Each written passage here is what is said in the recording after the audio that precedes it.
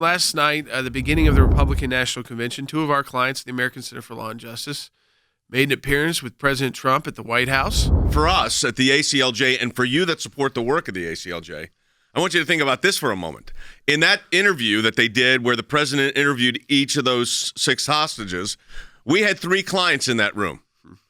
We had Pastor Nerren, Pastor Brunson, and then in our private capacity, the President of the United States. First, we have joining us right now Pastor Brian Nerren, who was detained 7 months in India before he was finally freed.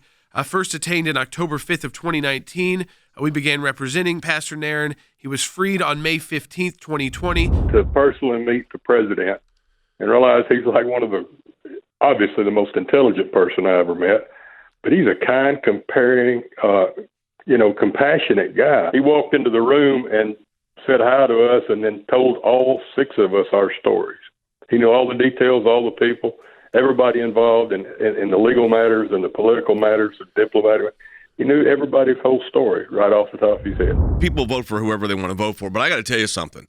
In working with several administrations, Republican and Democrat, I've never seen a president as engaged in obtaining the release of Americans held overseas than I have with Donald Trump. Obviously, the Lord did the whole thing, but without the president implementing the various decisions along the way, we'd still be fighting these cases. I always drop CeCe's name in there because CeCe did all the heavy lifting and all the work. She is the real reason I came home, and I appreciate everything that y'all, but especially that she did. Pastor Andrew Brunson, who was imprisoned in Turkey for over 2 years because of his Christian faith. It was a good experience, and to meet some other people, a couple of people who were in prison for their faith.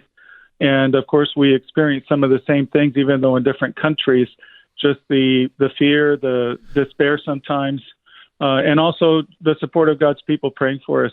And a couple of us were helped by ACLJ, I know that. Remind everybody what you were held in jail for 2 years for. We were there as missionaries. We were involved in church planting and in refugee work. The reason the Turkish government gave for holding me was military espionage and support of terror groups and helping to plan a coup attempt. The real reason behind it was, first, it was driven by religious persecution. They wanted to make an example of somebody, and they chose me. And then they started to use me as leverage, trying to gain concessions from the U.S. This administration was willing to did put in place sanctions on Turkish officials, and the next step was going to be sanctions on the entire Turkish economy if you weren't released. That's how dedicated President Trump and his team were to getting you home. And I will tell you, as attorneys, Pastor Brunson, work on a lot of these cases, it really does matter who is in the White House. We were hoping that we could clear Turkish airspace and before they changed their minds and put me back in prison. And when we arrived, we were on an Air Force plane that President Trump had sent. And when we arrived at an Air Force base in Germany, my wife and I came down the stairs of the plane, and there was somebody waiting for us. And I found out that it was Richard Grenell, the U.S. ambassador to Germany. And he was standing there with an American flag and handed it to me and said, "Welcome home."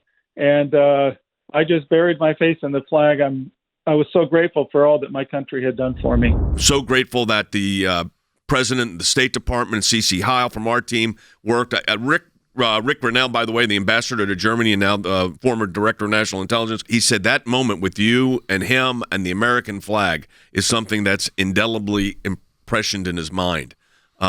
Your love of country, your love of the Lord. And I'm just encouraged that more people learned about the plight of persecuted Christians and that you were able to be there as a representative of someone who unfortunately had to go through that. I don't know if people realize how unprecedented the attention to this has been to helping Americans who are detained unjustly overseas, and especially for religious freedom that this administration has pushed.